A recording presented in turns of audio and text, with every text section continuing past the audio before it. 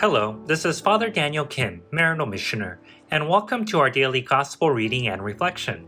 Today's Gospel reading is according to St. Matthew, chapter 15, verses 29 to 37.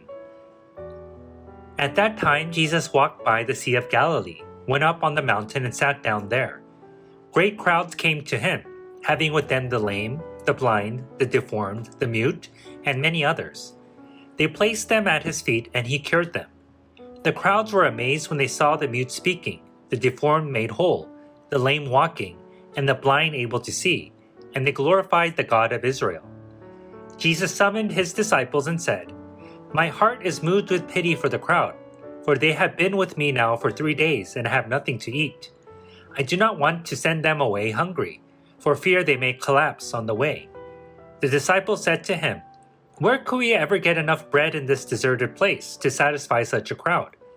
Jesus said to them, "How many loaves do you have?" 7, they replied, "and a few fish." He ordered the crowd to sit down on the ground. Then he took the 7 loaves and the fish, gave thanks, broke the loaves, and gave them to the disciples, who in turn gave them to the crowds. They all ate and were satisfied. They picked up the fragments left over, 7 baskets full. The Gospel of the Lord. Praise to you, O Lord Jesus Christ. We hear today that Jesus was moved with pity for the crowd. However, several Gospel commentaries present a more suitable replacement for pity, which is the word compassion. Pity comes across as having somewhat of a condescending tone, like Jesus felt sorry for the crowd, like how someone feels sorry for a sick animal. Compassion, on the other hand, presents a much more intimate and relatable approach, where Jesus' humanity is stirred because he feels what the crowd is feeling. And our faith teaches that God, by having sent his Son to earth, was the ultimate show of compassion. Because through Jesus' 2 natures, divine and human, the full gamut of human emotions, as well as life sufferings and joys, were directly felt and experienced by God who became man.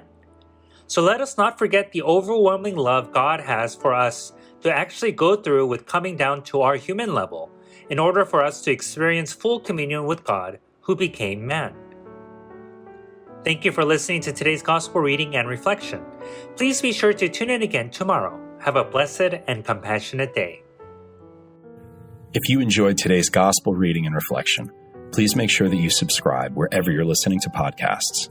Also, if you know somebody who may find value in today's reading, please make sure that you share it with them. To learn more about how you can support the work that Maryknoll does around the world, please visit us at maryknollsociety.org.